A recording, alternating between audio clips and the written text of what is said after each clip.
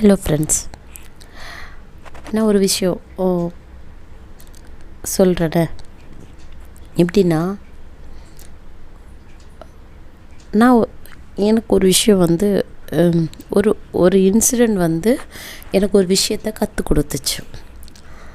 So அந்த இன்சிடெண்ட்டுக்கு அப்புறம் நான் 100% நான் அதிலேருந்து வெளியே வந்துட்டேன்னு சொல்ல மாட்டேன். பட் முடிஞ்ச வரைக்கும் நான் அதிலேருந்து வெளியே வர்றதுக்கு நான் முயற்சி பண்ணுறேன். எப்படின்னா, நம்ம ஒருத்தவங்களை பற்றி குறை சொல்லுவோம். அவங்களுக்கு விஷயம் என்னன்னே நமக்கு தெரியாது. அவங்க என்ன கோ த்ரூ பண்ணிகிட்ருக்குறாங்க, அவங்களுடைய ஒரு சைடை மட்டும் வச்சுட்டு நம்ம அவங்கள குறை சொல்லிக்கிட்டே இருப்போம். ஸோ நமக்கு யாராவது ஒருத்தவங்க கால் பண்ணி அந்த அந்த அந்த அவங்கள மட்டும் பற்றி பேசிக்கிட்டே இருப்பாங்க. நமக்கும் இப்போ ஆப்போசிட்டில் பேசுகிறவங்கள்ட்ட நமக்கும் பேசுகிறதுக்கு எந்த டாப்பிக்கும் கிடையாதா.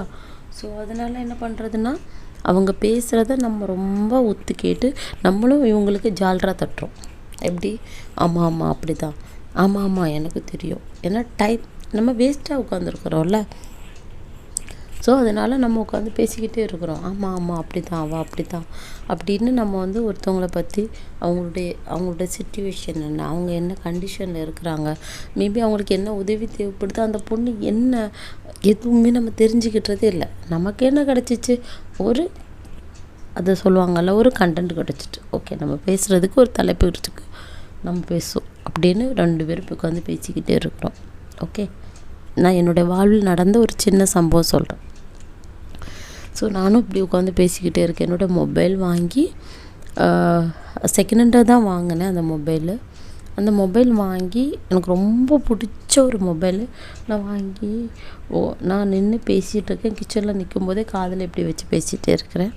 என் உள்ளத்தில் தோணிகிட்டே இருக்குது, வேண்டாம், இது உனக்கு நேரம், உன்னோட நேரப்பட்ட வேலை இல்லை. இன்னொன்று நீ இப்போ பேசுகிறதே நீ ஏதோ டைம் பாஸ்க்காக உட்காந்து பேசிகிட்டு இருக்க, நீ பேசாத, அந்த வார்த்தை நிப்பாட்டு, அந்த பொண்ணை பற்றி பேசாத அப்படின்னு என்கிட்ட ஏதோ என் மனசளவில் சொல்லிக்கிட்டே இருக்குது. நான் அதை காது கொடுத்து கேட்குறதாவே இல்லை. ஏன்னா என்னை பொறுத்த வரைக்கும் ஆப்போசிட்டில் ஒருத்தவங்க எனக்கு பேசிகிட்டு இருக்காங்களா, அவங்களுக்கு நான் ஜால்ரா தட்டணுமே. ஓகே, அதனால் நான் ஜால்ரா தட்டிகிட்ருக்கேன். நம்ப மாட்டீங்கங்க, அந்த கீழே அந்த மொபைல் இருக்குல்ல, பேசிகிட்டு இருந்த மொபைல் எந்த காரணமும் இல்லாமல் கீழே விழுந்து உடஞ்சே போச்சு.